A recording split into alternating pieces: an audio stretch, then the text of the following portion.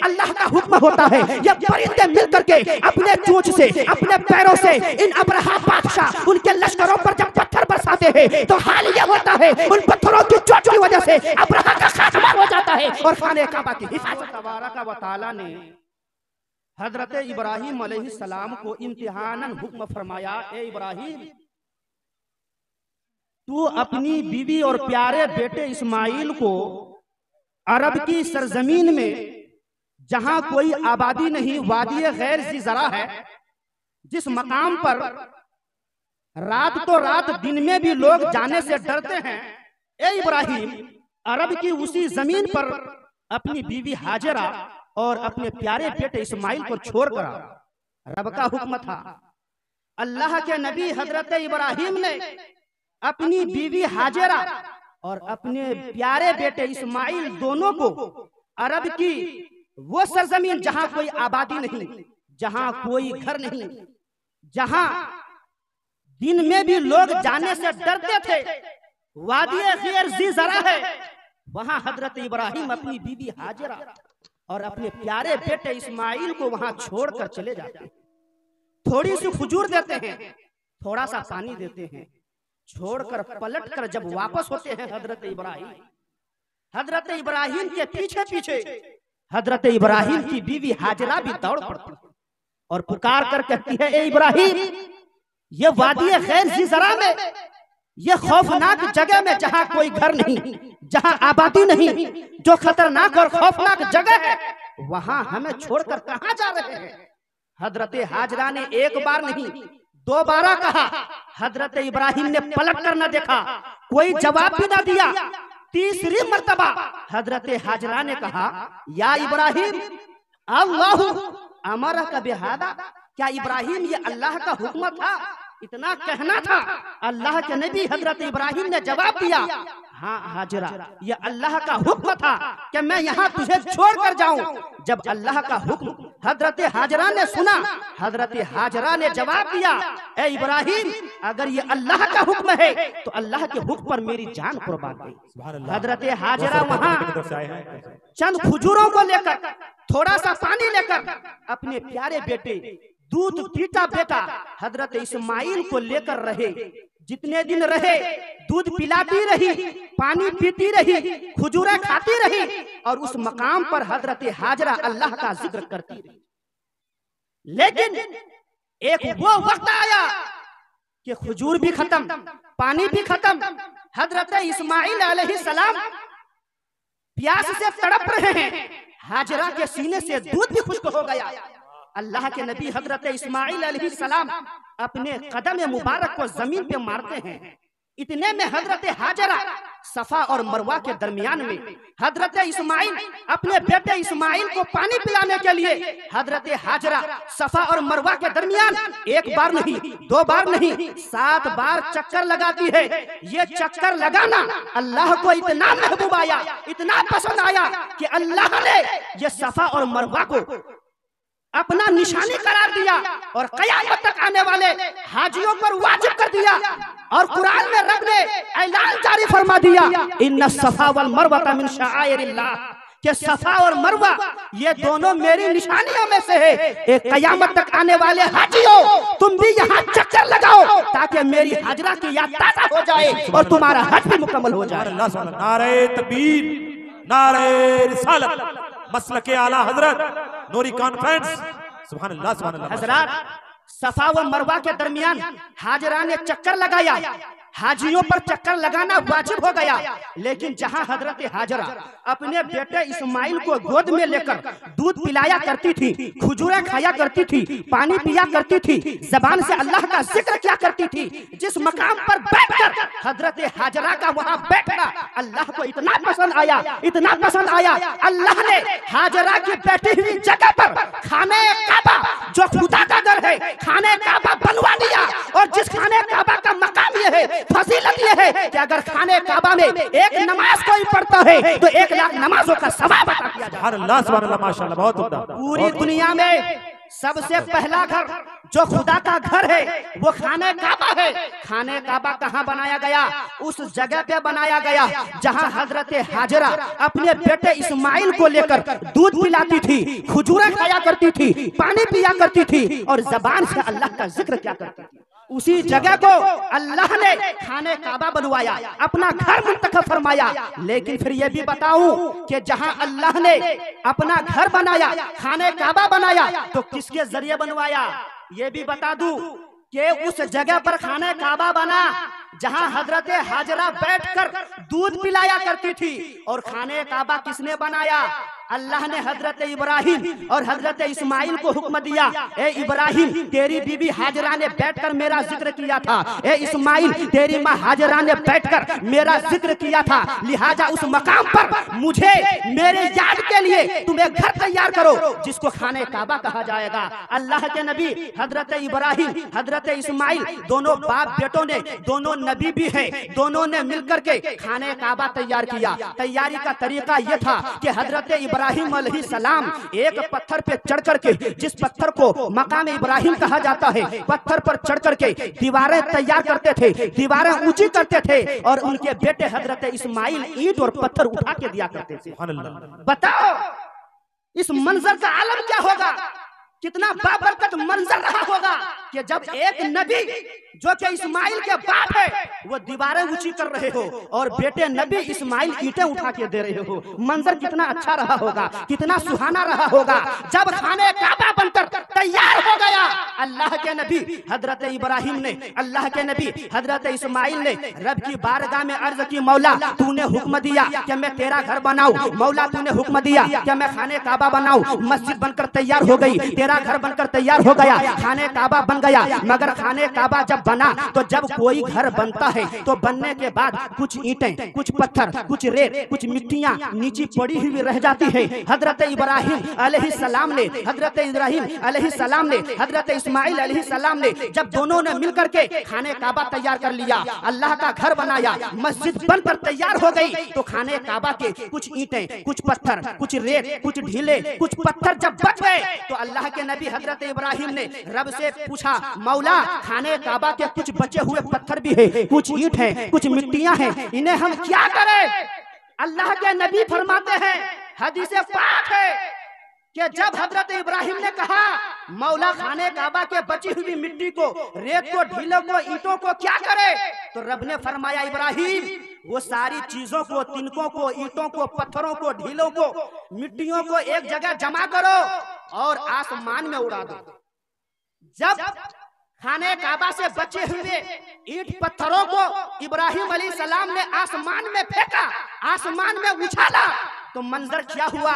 मेरे नबी इरशाद फरमाते हैं, ये सारी ईंट, ये पत्थर, ये मिट्टियां, ये ढेले फजा में जाते ही टुकड़े टुकड़े हो जाते हैं। जब ये टुकड़े टुकड़े हुए तो अल्लाह ने इन टुकड़ों को हुक्म दिया कि पूरी दुनिया में बारिश की तरह बरस जाए।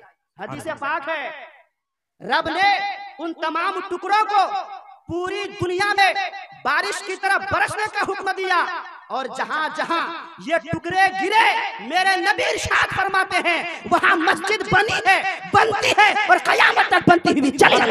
नारे तकबीर, नारे रिसालत, नूरी कॉन्फ्रेंस, हज़रत अल्लामा मुफ्ती जुल्फ़िकार अहमद साहब क़िबला, सुभान अल्लाह, सुभान अल्लाह। खाने काबा ये अल्लाह का घर है, ये एक मस्जिद है, वो खाने काबा सबसे पहली मस्जिद वहां बनी जो हजरत हाजरा जहां बैठी थी। हजरत हाजरा नबी नहीं, नबी की माँ थी। हजरत हाजरा नबी नहीं, नबी की बीवी थी। वहां जब बैठी तो दुनिया की पहली मस्जिद तैयार हुई। जब खाने काबा बना, उसके जब बचे हुए ईंट पत्थर को जब फेंका गया, उनके टुकड़े जमीन पे गिर गए, तो वहां कयामत तक मस्जिद बनती चली जाएगी। आज यहाँ मस्जिद बनकर तैयार हुई है, आपने तैयार किए हैं, तो यकीन जानो खाने काबा के बचे हुए ईंट पत्थरों के टुकड़े आपके यहाँ गिरे थे, तभी आपके यहाँ मस्जिद बनकर तैयार हुई है।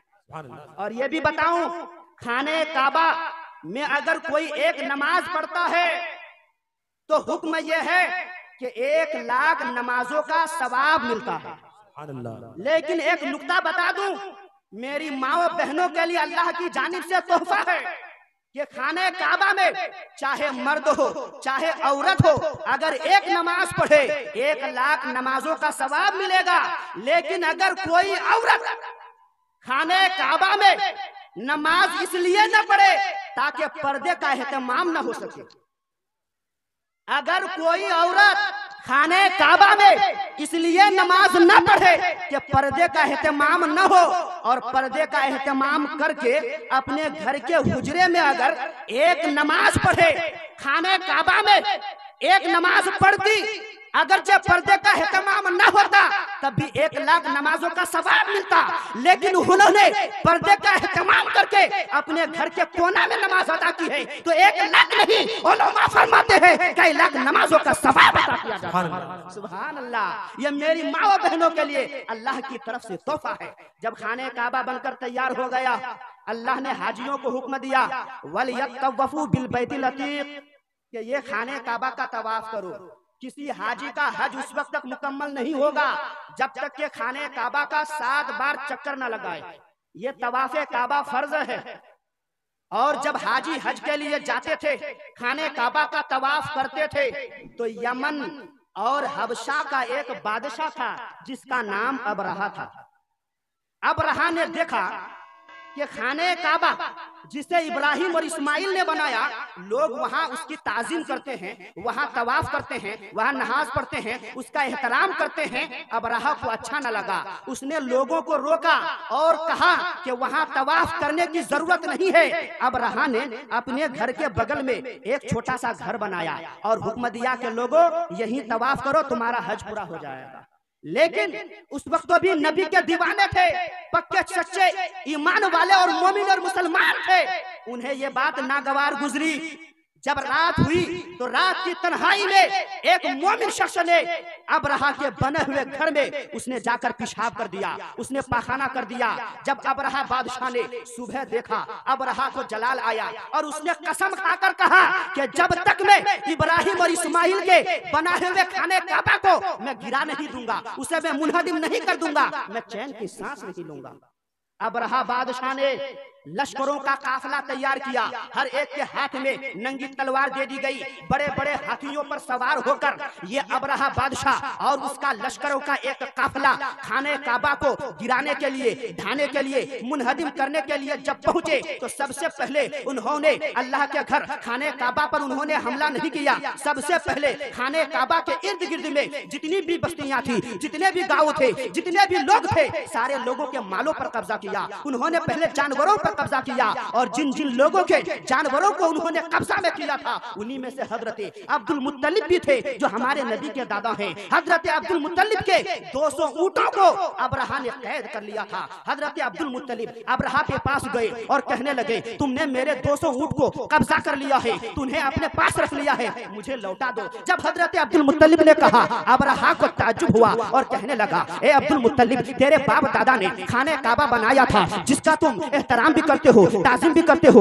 नमाज भी पढ़ते हो, तवाफ भी करते हो, तब तुम्हारा हज पूरा होता है। तुझे तो खाने काबा की हिफाजत का ख्याल नहीं आया। मैं तो खाने काबा को गिराने आया हूँ, खाने खुदा को बचाने की कोई फिक्र नहीं है, तुझे 200 ऊंट की फिक्र लगी है। हजरत अब्दुल मुत्तलिब ने हिकमतन जवाब दिया था, ए अबरहा बादशाह, ये खाने काबा ये खुदा का घर है, ये मालिक खुदा है, खुदा हिफाजत करेगा। 200 ऊंट का मालिक मैं हूँ, इसकी हिफाजत मैं करूंगा। इतना कहना था। अबरहा बादशाह ने 200 ऊंट को वापस कर दिया। हजरत अब्दुल मुत्तलिब गए और लोगों को हजरत अब्दुल मुत्तलिब ने खबर की, आगाह की, ए लोगों, कल सुबह अबरहा अपने लश्करों को लेकर खाने काबा पर हमला करेगा, तुम लोग तैयार हो जाओ। हजरत इब्राहिम हजरत अब्दुल मुत्तलिब के कहने से सारे लोग खाने काबा की हिफाजत के लिए खड़े हो गए। कोई चोटियों पर है, कोई घाटियों पर है, कोई कहीं है, छुपे हुए हैं ताकि खाने काबा की हिफाजत हो जाए। और हजरत अब्दुल मुत्तलिब खाने काबा में जाकर रब की बारगाह में दुआ करने लगे, ए मौला, खाने काबा को ढाने के लिए, तेरे घर को गिराने के लिए अबरहा बादशाह आया हुआ है, लश्करों को लेकर आया हुआ है, मौला तू अपने घर की हिफाजत फरमा। जब अबरहा बादशाह बादशाह अपने लश्करों को लेकर हाथियों पर सवार होकर नंगी नंगी तलवार लेकर खाने काबा पर हमला करने के लिए आगे बढ़ा। करीब था कि ये खाने काबा पर अबरहा बादशाह हमला कर देता। इतने में रब का हुक्म होता है, रब के हुक्म से परिंदों की एक जमात आती है और हर हर परिंदे के पास 3-3 पत्थर होता है, 2 पैरों में, एक चोंच में। अल्लाह का हुक्म होता है, ये परिंदे मिल करके अपने चोंच से, अपने पैरों से इन अबरहा बादशाह उनके लश्करों पर जब पत्थर बरसाते हैं तो हाल ये होता है उन पत्थरों की चोट की वजह से अबरहा का खात्मा हो जाता है और खाने काबा की हिफाजत हो जाती है। इससे पता चला कि खाने काबा खुदा का घर है, उसकी हिफाजत के लिए सारे मुसलमान खड़े हो गए थे। इससे पता चला, इससे इबरत मिल रही है, इससे पैगाम मिल रहा है कि मस्जिदों की हिफाजत करना, मस्जिदों को आबाद करना हर मुसलमान पर फर्ज है। जरूरी है कि मस्जिदों की हिफाजत की जाए, मस्जिदों को आबाद किया जाए। अब मस्जिदों की हिफाजत कैसे होगी, मस्जिद आबाद कैसे रहेंगी, तो 4 चीजों की जरूरत है। अगर मुझे वक्त मिले तो ये 4 चीजों को तफसील से बयान कर सकता हूँ। मस्जिद हिफाजत उसकी होगी और मस्जिद हमेशा आबाद रहेगी, उसके लिए 4 चीजों की जरूरत है। सबसे पहली चीज ये है, जब तक लोगों की जानिब से माली ताउन नहीं होगा, न मस्जिद की हिफाजत हो सकती है, न मस्जिद आबाद रख सकती है। दूसरी चीज ये है कि जब तक मस्जिद के जितने भी लोग हैं, बनाने वाले हैं, पूरे गांव वाले मिल करके एक जमात बनकर मुत्तहिद होकर नहीं रहेंगे, मस्जिद की हिफाजत नहीं हो सकती है, मस्जिद की आबादी, मस्जिद आबाद नहीं रख सकती है। तीसरी चीज ये है कि जब तक हम मस्जिद में 5 वक्त की हाजिरी नहीं देंगे, नमाज अदा नहीं करेंगे, मस्जिद में अजान न होगी, मस्जिद में इमाम न होंगे, 5 वक्त की नमाज नहीं होगी और लोग हाजिरी नहीं देंगे 5 वक्त में, नमाजियों लोगों की तादाद नहीं बढ़ेगी, मस्जिद की हिफाजत नहीं हो सकती है, मस्जिद आबाद नहीं हो सकती है। और चौथी चीज ये है, अगर मस्जिद के सफाई का ख्याल न रखा जाए तो न मस्जिद की हिफाजत हो सकती है, न मस्जिद आबाद रह सकती है। ये 4 चीजों की जरूरत है। मुसलमानों, जो रब की राह में सिद्के दिल से माली ताबुत करता है, मैं आपको बताऊं उसका मकाम क्या है। हदीस पाक में आया है, मेरे नबी इरशाद फरमाते हैं, जो सिद्के दिल से रब की राह में खर्च करता है, मेरे नबी इरशाद फरमाते हैं, कयामत के दिन जब सारे लोग नफ्सी नफ्सी के आलम में होंगे, कोई किसी का पुरसाने हाल न होगा, राह इलाही में सिद्के दिल से खर्च करने वाले का मकाम ये होगा कि ये अर्श उसके लिए साया हो जाएगा और एजाज के तौर पर बैठने के लिए नूर की कुर्सी दी जाएगी। ये मेरे नबी का फरमान है। मेरे नबी के फरमान को एक सहाबी रसूल ने सुना। अब वो सोचने लगा कि मैं कैसे नूर की कुर्सी हासिल करूं और अर्श का साया हासिल करूं। रात की तन्हाई में, बुखारी शरीफ की हदीस पाक है, मेरे नबी का एक दीवाना एक थैली में अशरफिया दिरहम व दिनार को भरकर रात की तन्हाई में रास्ते में चल पड़ा कि मैं सिद्के दिल से दूंगा ताकि कोई देख न सके। जब रास्ते में थैली को लेकर जा रहा है तो एक बोसीदा लिबास में एक नौजवान आ रहा है। उसने सोचा कि इसे ये थैली दे दी जाए तो फिर मुझे हाल ये होगा कि यहाँ कोई न देखेगा, ये नेक नियति का ये की दलील होगी, सबूत होगा, मुझे अर्श का साया मिल जाएगा, नूर की कुर्सी मिल जाएगी। उसने थैली दे दी और कह दिया, किसी को मत कहना, मैं जानू, तुम जानो, मेरा रब जाने और कोई ना जाने। चुनांचे जब ये दिरहम व दिनार की थैली देकर वो पलट गया। सुबह हुई, एक फरिश्ता इंसान की शक्ल में घूम घूम कर कहने लगा। हदीस पाक के अल्फाज है, रजुल तसद्दका अला यदि सारिक। आज रात में एक शख्स ने रब की बारगाह में खर्चा किया मगर उसने एक चोर के हाथ में सदका कर दिया। जब उसने ये सुना तो हजरत नबी करीम सल्लल्लाहु अलैहि वसल्लम का वो दीवाना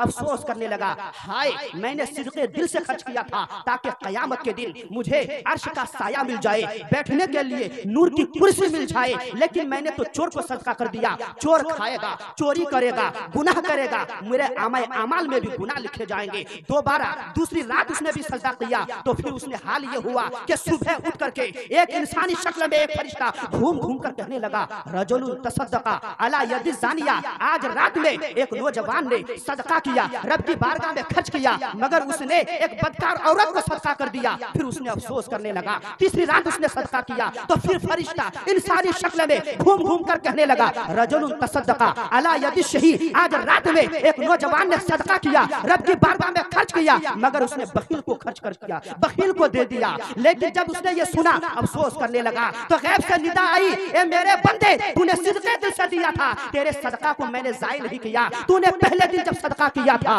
वो चोर था, जब तेरा लुकमा खाया उसने चोरी से तौबा कर ली है। दूसरी रात तूने सदका किया, वो बदकार थी, जब तेरा लुकमा खाया उसने बदकारी से तौबा कर ली है। तीसरी रात तूने सदका किया, तेरा सदका बेकार नहीं गया, जब वो तेरा लुकमा खाया वो बखील था तो वो सखी हो गया। हजरात मोहतरम, जो सिदके दिल से रब की बारगाह में खर्च करता है, मेरे रब का वादा है कयामत के दिन में उसे अर्श का साया मिलता है और नूर की कुर्सी मिल जाती है। मौला ताला हम लोग, बस मेरी आपसे यही गुजारिश है कि चैनल को सब्सक्राइब, लाइक, शेयर करें और इस चैनल में आपको नाते, तकरीरें और प्यारे नबी की प्यारी प्यारी बातें सुनने को मिलेंगी।